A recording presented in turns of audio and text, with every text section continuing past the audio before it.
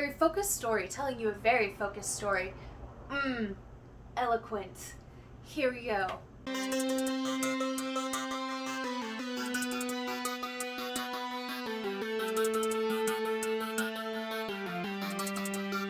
Hey everybody, welcome back to my channel. Happy Wednesday. Today we're gonna do something just a little bit different. I know we typically talk books, but today I thought it would be fun if we did a little compare and contrast. I'm talking about Over the Garden Wall. In 2014, Cartoon Network produced a miniseries called Over the Garden Wall, created by Pat McHale. The miniseries is 10 episodes long, each episode is 30 minutes, and it follows our two main characters, Wirt and Greg, who are lost in the forest and trying to get home.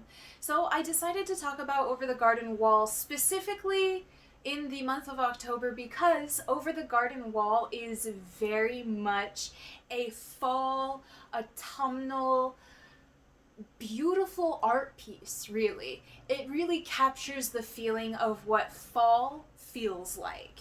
Just not even specifically Halloween and not specifically spooks and not even specifically just that cozy warmness either. Any idea of fall that you can think of, it captures it.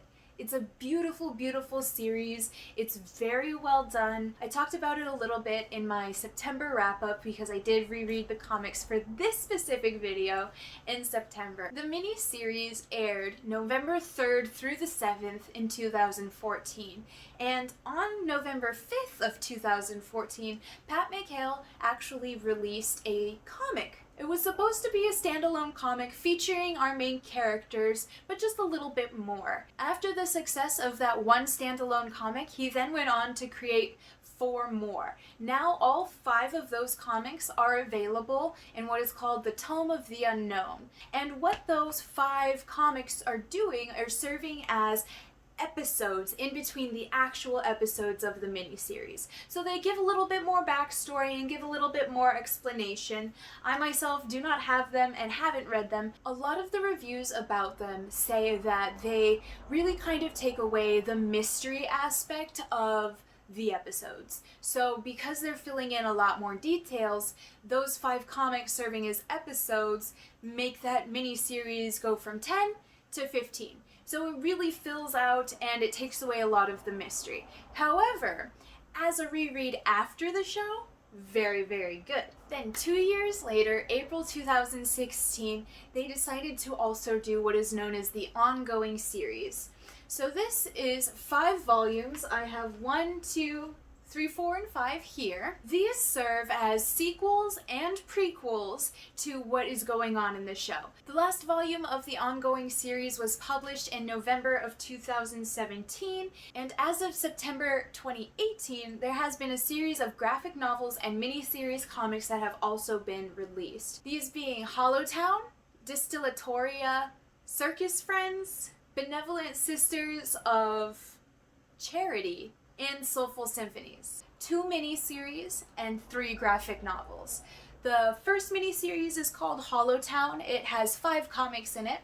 The second series is called Soulful Symphonies, and that one also has 5 comics. The graphic novels being Distillatoria, Circus Friends, and Benevolent Sisters of Charity.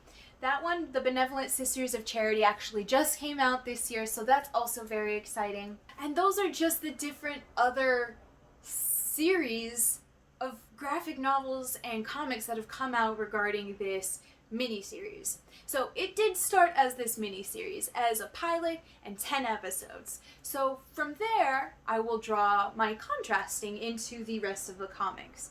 This is a little bit tricky, as when I was planning this video, I assumed that they were a little bit more, like it would be as if the TV miniseries was based off the graphic novels or vice versa. So that is what I originally thought was going on and how I originally intended this plan and series of videos to go. However, since it's a little bit different than what I imagined, I'm just going to give you all the details. The miniseries. Amazing. Beautiful. I love it. I watch it every fall. It's amazing. So like I said, the miniseries follows Wirt, who is our older brother, and Greg, who is our younger brother, and they are lost in the forest, or what is known as the Unknown. Now this forest lets off into a bunch of little villages and a bunch of secret places where they get to meet a bunch of weird creatures and weirder people. They come across friendly and unfriendly creatures alike and try to decipher who's actually trying to help them and who's trying to harm them. There is an element of mystery, as in the first episode we're told that there is the beast that haunts the unknown, and he searches for lost souls, just like the boys, who are giving up on finding home, and so the beast takes them. There's a lot of creepy elements, there's a lot of spooky elements, but there's also just a lot of sweet fall feel.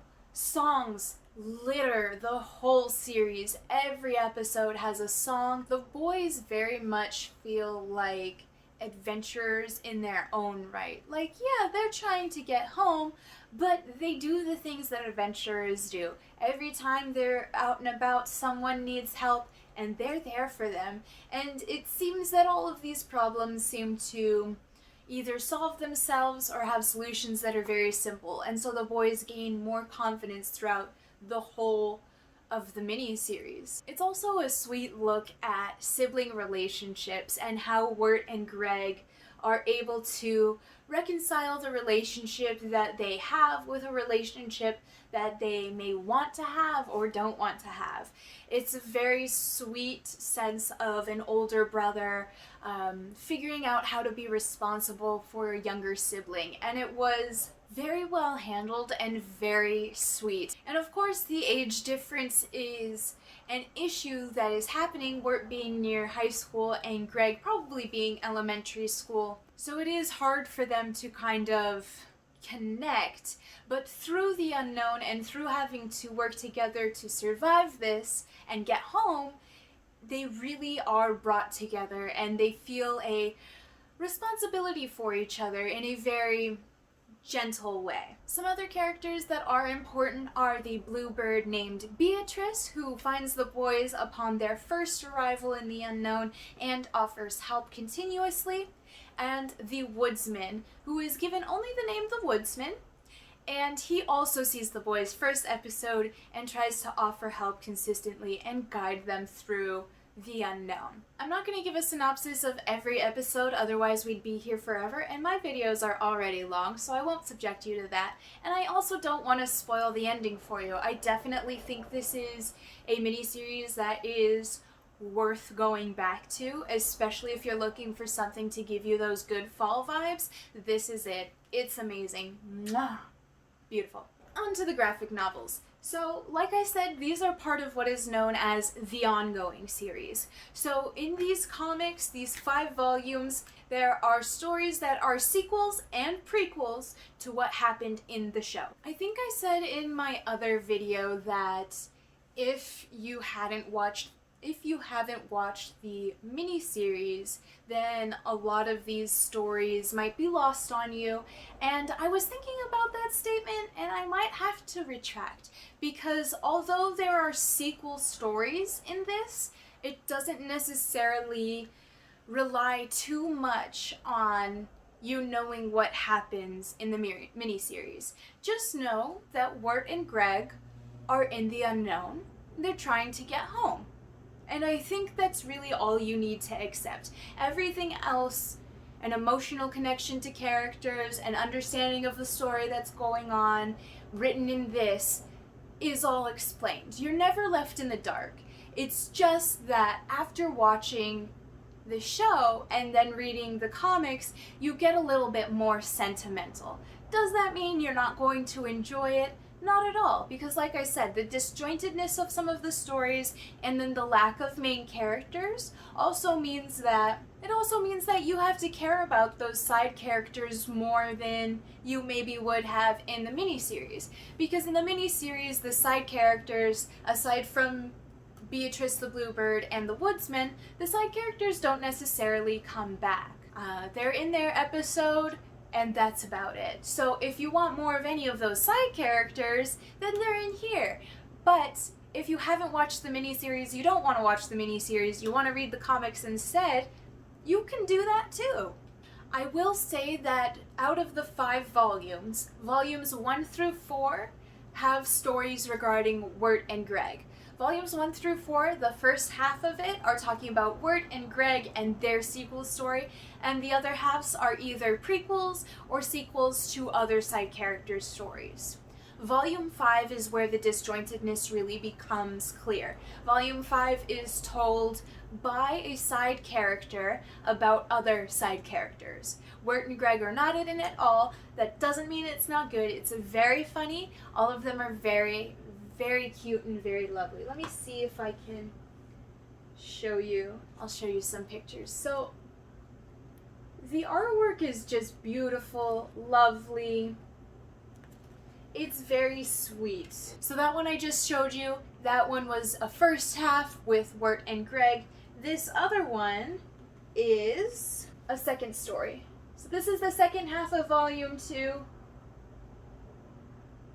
As you can see, it's animals, side characters from the miniseries getting their own story. So it's really cute, it's really sweet.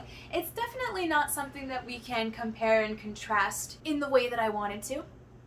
What we can compare and contrast is things like autumnal feel and reasoning why I love the miniseries in the first place. For autumnal feel, if you're looking for the one that's going to give you the best vibes for fall, it's gotta be the miniseries. It's very streamlined and focused in telling you their story. And that story not only is about Wirt and Greg getting home, but it's also about feeling fall and how it starts with just a little bit of a cold and it slowly works its way into the spooky day that is Halloween and kind of like peaks at that moment and falls throughout until Thanksgiving and carries on into winter. So it very much captures that whole feeling. It was very interesting because although the style of a comic or graphic novel versus a TV show is just a little bit different, the graphic novel still very much feels like an extension of the miniseries. It never once felt like it was too different, that it didn't belong, that it should be considered something different. I can definitely see where the sequel part comes in. The sequels feel good and real. They don't take away from what really happened, and they don't change any of the original material either.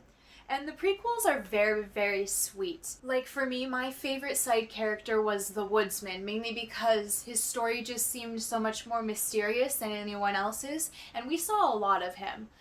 His prequel is a little bit in here in volume 1, so that was amazing. I did hear that there is more Woodsman story in Tome of the Unknown, the first 5 comics that came out, so I am going to be trying to get my hands on that because, like I said, once you watch the miniseries and you see all of these side characters and you see their life and you see what's happening in the unknown, it's such a beautiful place. You want to return, you want to go back, and so it was really nice after watching the miniseries to know that there is something else and it doesn't feel fake. It doesn't feel like it's not a part of the miniseries. Like I said, it feels like an extension. All in all, ending thoughts over the garden wall. Can we compare it? Can we contrast it? It's part of the same thing, really. It's very much an extension. It's very much more like, if you liked the miniseries, go get into the graphic novels. And if you're a graphic novel person, just get into the graphic novels. You don't need the miniseries, but you might want to watch it afterwards anyways because it's very, very nice. And like I said, the autumnal feel that is in the miniseries TV show is almost unmatched. While these very much do feel like an extension of the TV show, that autumnal feel was left in the TV show. I mean, obviously the unknown always feels like it's in fall, but that specific fall vibes that I got from the TV miniseries did not follow into the comics, and so that is really the only thing that I can say was a little bit of a letdown. However, they were both good. They were both great, If you like graphic novels, if you like TV, I'd recommend either to you. And if you like fall, I definitely would recommend it to you. Thanks for being here with me today. It was really fun to be able to talk about Over the Garden Wall. With Over the Garden Wall having its 6th birthday this year, I decided that it was the perfect time to talk about it, especially since I have all of you to share it with. So I hope you have a great day. I hope to see you on Friday. Have a great week.